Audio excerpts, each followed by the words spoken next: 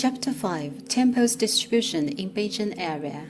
In previous chapter, we talked that in the times of Yonghe Emperor's reign, the Yonghe Palace, as the forbidden place for dormant dragons, functionally played the role of spying. It was transformed to a temple of the Glug, commonly known as the Yellow Hat sect of Tibetan Buddhism, 9 years after the enthronement of the Qianlong Emperor, commemorating his father. Certainly, the Qianlong Emperor would not allow other people to live in this place. The biggest temple of Tibetan Buddhism in Beijing area had been the Huguo Temple until the Yonghe Palace took its place over.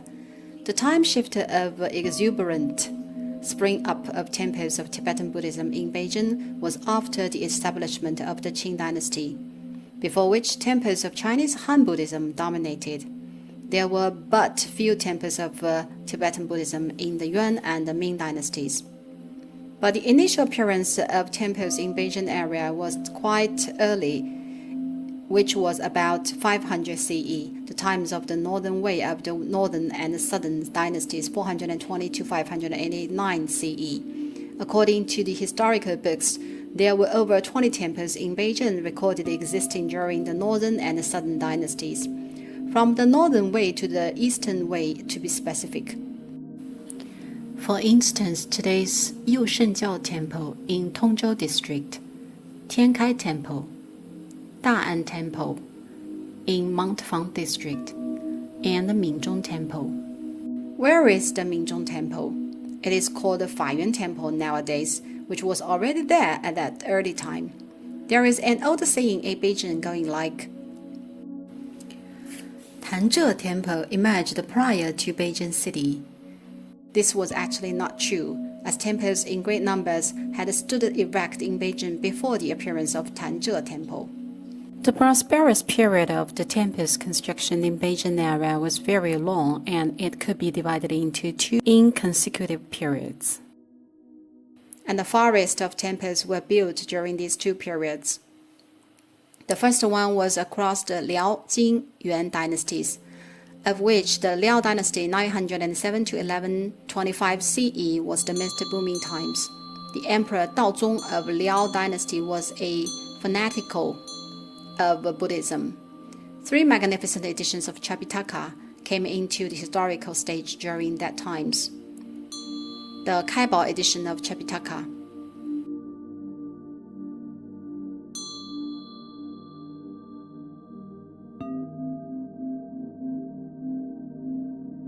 the Zhaochen edition of Tripitaka,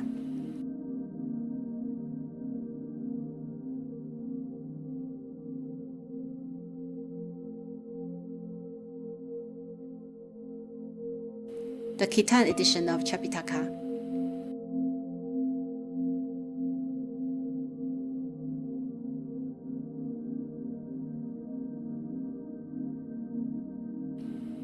Of these 3 Tripitaka, the Khitan edition of Tripitaka was contributed by the Liao dynasty. This was the first prosperous period on the building of temples.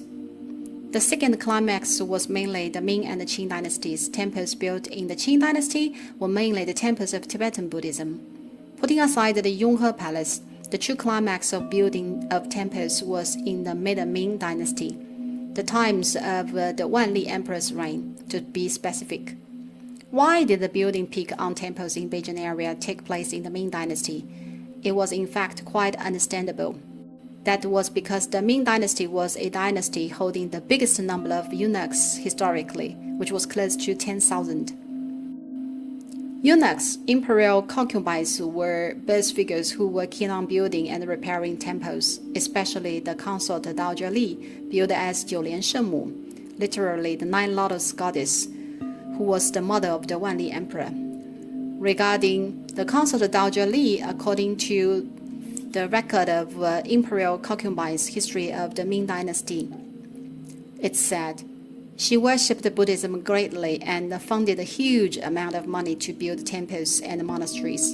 In addition, the emperor supported with countless money as well. However, we should be grateful for the consort Dowager Li today. Without her worship of Buddhism, without her donation and reconstruction, tourist attractions of Buddhism like Mount Emei, Mount Putuo, Mount Wutai would not have been existing today. The consort Dowager Li has seeded and planted boundless meritorious work on the earth ever since. Besides, the eunuchs group were also keen on building temples, which was not hard to understand. Even though you possess great power in this lifetime, you don't own any happiness of human beings. Right. Buddhism educates us to treat next life seriously in this life, so you should pray a better future life by amassing merits. They not only built temples and monasteries, but also donated big bells. There are various big bells in Dazhong Temple, which is near the Great Hall of the People. The Ming Dynasty was the heyday of the eunuchs. Eunuchs of eunuch agencies like Dectorate Ceremonial, Chinese 四里监, and Nine-Gate Eunuch, Chinese 九门太监, always donate the future life by repairing the temples.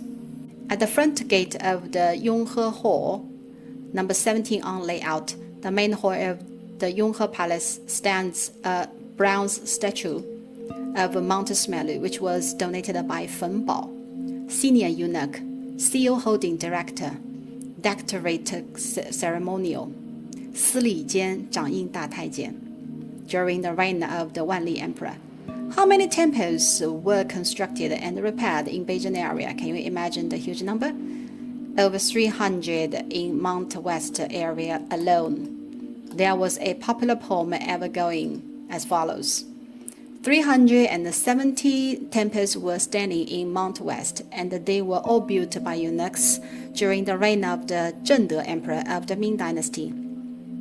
Thus, there are over 300 temples in Mount West alone. Before the Ming Dynasty, there were 3 temple building groups near Beijing area. The first one is in town. Well, it refers to the area within the second ring road of Beijing and the area near the second ring road but not far to the third ring road. Namely, it is just inside the second ring road and whereabout. The second one is the hill Baidai in Mount Fang district. The third one is to the east of Pinggu, County Ji, on the border of Beijing and Tianjin. Hill Baidai in Mount Fang is called Stone Sutras Hill today. Since the Sui Dynasty, sutras had been carved on Mount Fang. This was exactly the famous Mount Fang Stone Sutras, and it was later called Stone Sutras Hill. Being the original name, Stone Sutras Hill is not quite familiar to the public. It is worth a visit for calligraphy lovers. Another spot is located in County Ji, which is to the east of Pinggu. Pinggu and County Ji are next to each other. Pinggu was not part of Beijing before, but Hebei province and administered under Tangshan exclusively. Since there is a mountain between Pinggu and County Ji, Pinggu was then allocated to Beijing after the liberation. The Mount Pan of County Ji is known as Little Jiangnan. Jiangnan refers to south of the Yangtze River of China. It was covered with lots of temples in the Qing Dynasty, and the Qianlong Emperor often visited Mount Pan.